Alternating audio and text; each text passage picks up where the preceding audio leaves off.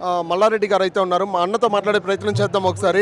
అన్న నమస్తే అన్న. జూబ్లీ హిల్స్ ఉప ఎన్నికలు ఎలా చూసుకోవచ్చు అంటారు మొత్తానికి? తీసుకునేది ఏందా one side election. BRS party guarantee గెలుస్తుంది.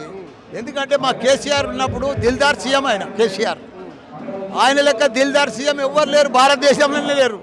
ఎందుకంటే దేశంలో 29 రాష్ట్రాలల్లో మన జిహెచ్ఎంసీ హైదరాబాద్లో మన తెలంగాణలో ఫ్రీ వాటర్ ఇచ్చిన ఘనత మన కేసీఆర్. అదే మాదిరి అది సరిపోదా ప్రజలకు?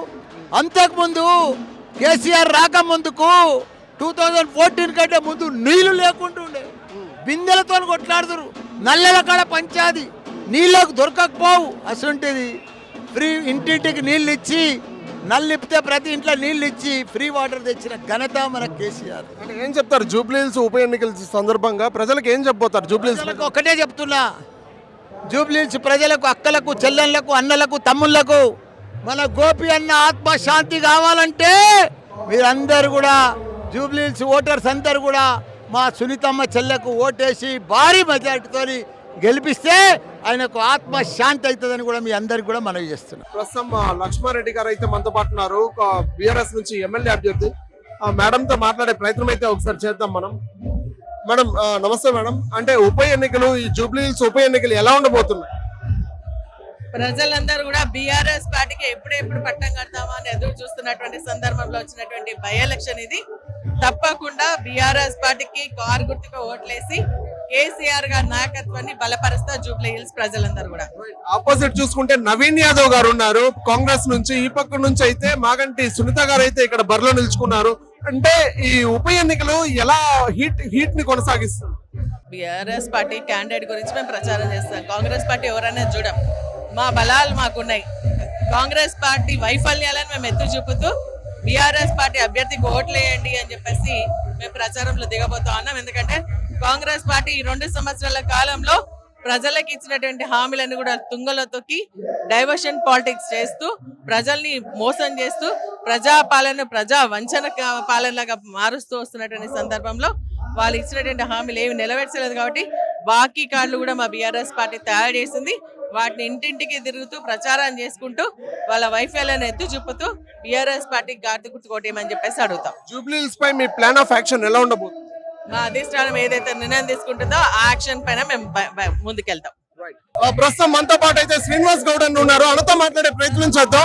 అన్న నమస్తే అన్న. అన్న నమస్తే అన్న. జూబ్లీ హిల్స్ ఉప ఎన్నికలు ఎలా ఉండబోతుంది?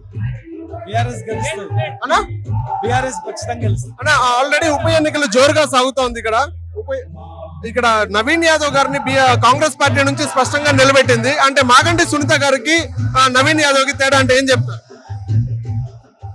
గోపినాథ్ గారు చాలా సేవలు అందించారు. ఇక్కడ పేద ప్రజలు ఉన్నారు. ముఖ్యంగా కేసీఆర్ గారి పథకాలు, కేసీఆర్ చేసిన విధానం, హైదరాబాద్ ను తెలంగాణను అభివృద్ధి చేసినటువంటి తీరు ప్రజల గుండెల్లో ఉన్నారు కేసీఆర్ గారు. కనుక ఖచ్చితంగా కేసీఆర్ వస్తేనే ఈ తెలంగాణ బాగుపడుతున్న దాంట్లో ప్రజలు. అంటే మీ ప్లాన్ ఎలా ఉండబోతుంది రాబోయే రోజు? ఈ రాబోయే రోజులు ఏముంది, కేసీఆర్ గారు కారు గుర్తు పోటీ చేస్తారు, గెలిపిస్తారు. ఖచ్చితంగా పేద ప్రజలకు అనుకునేటట్టు చేస్తాం. రాబోయే గవర్నమెంట్ మాదే కనుక ఇంకా అన్ని చేస్తాం. చూసుకున్నాం కదా, బీఆర్ఎస్ నాయకులు అయితే స్పష్టంగా చెప్తా ఉన్నారు, రాబోయే రోజుల్లో మాదైతే ప్రభుత్వం అయితే ఏర్పడుతుంది, అప్పుడు చూపిస్తామంటూ కూడా క్లియర్ గా స్పష్టం చేసే పరిస్థితి కనబడతా ఉంది. ప్రస్తుతం మనతో పాటు అయితే బీఆర్ఎస్ నాయకులు, పెద్ద వ్యక్తులు ఉన్నారు. వాళ్ళతో మాట్లాడే ప్రయత్నం అయితే ఒకసారి చేద్దాం. సార్ నమస్తే. యాక్చువల్ గా బీఆర్ఎస్ నుంచి పార్టీ ప్లాన్ ఎలా ఉండబోతుంది జూబ్లీ హిల్స్ మీద? ఈ 2 సంవత్సరాలలో కాంగ్రెస్ పార్టీ ఏ పని చేయదని సామాన్య ప్రజల కానుంచి రైతులకు, కార్మికులకు, మహిళలకు, యువకులకు అందరికీ తెలిసిపోయింది. కాబట్టి ఇది తప్పకుండా బీఆర్ఎస్ పార్టీ పెద్ద ఎత్తున మెజారిటీతో గెలుస్తుంది. తప్పకుండా ఇది నాంది పరుస్తుంది. రాబోయే ఎలక్షన్లు ఏవైతే ఉన్నాయో 3 సంవత్సరాల తర్వాత, ఈ ఎలక్షన్ గెలిచిన తర్వాత అవి 3 సంవత్సరాలకు ఉంటాయా, 3 నెలలకు ఉంటాయా, సంవత్సరానికి ఉంటాయా చెప్పలేను. బీఆర్ఎస్ పార్టీ గెలుచుడు మాత్రం ఖాయం. అయితే ఆపోజిట్ అయితే నవీన్ యాదవ్, కాంగ్రెస్ నుంచి నవీన్ యాదవ్ ఎన్నుకున్నారు ఎమ్మెల్యేగా. అంటే ఆయన కూడా స్ట్రాంగ్ క్యాండిడేట్ అనే చెప్తా ఉన్నారు ప్రజలు. అంటే మాగంటి సునీత గారికి, నవీన్ యాదవ్ గారికి ఎలా ఉండబోతుంది ఫైర్? అంటే ప్రతి వారు ఏమనుకుంటారు అంటే నేనే గెలుస్తున్నాను అనుకుంటారు. అందుకోసం మేమేమంటున్నాం అంటే బీఆర్ఎస్ పార్టీ తప్పకుండా గెలుస్తుంది, ఏ పరిస్థితుల్లో గెలుస్తుంది. మేమందరం కంకణం కట్టుకొని దిగినాం కాబట్టి తప్పకుండా ప్రతి కార్యకర్త, ప్రతి కాడప, ప్రతి ఇంటికి, ప్రతి ఓటర్ దగ్గరికి వెళ్తాం, తప్పకుండా గెలుస్తాం.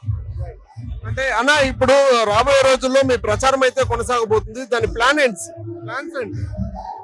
మేము ఒకటే ఇష్టాన్ని తీసుకుంటాం, ఏ వాగ్దానాలు అయితే మేము చేసినామో చేద్దాం అనుకున్నాం. మాకన్నా ఎక్కువ వాగ్దానాలు వాళ్ళు చేశారు కాబట్టి వాళ్ళు ఫెయిల్ అయిపోయారు కాబట్టి వాళ్ళకు నిలకడ లేదు, దమ్ము లేదు, ప్రజల దగ్గరకు వచ్చే దమ్ము లేదు. ఆడలు అడుగుతా ఉన్నారు, మా కొట్టి బస్సు ఎందుకయ్యా, మాకు ధరలు పెంచినావు కదా, పెట్రోల్ ధరలు పెంచినావు, గ్యాస్ ధరలు పెంచినావు, పప్పు ధర పెంచినావు, ఉప్పు ధర పెంచినావు, ప్రతి ధర పెంచినావు కదా, ఆ ఒక్క బస్సు ఫ్రీతో మాకు అయ్యేది ఏం లేదు అని ప్రజలు అడుగుతాం. రైట్. జూబ్లీహిల్స్ ప్రజలకి ఏం చెప్తారు చివరికి ఈ ఎన్నికల పైన? బీఆర్ఎస్ పార్టీ గెలిపి రాబోయే దినాల్లో కేసీఆర్ ఏదైతే గతంలో పరిపాలించిందో ఆ పరిపాలన చూసుకోరు అని చెప్తాం. Thank you.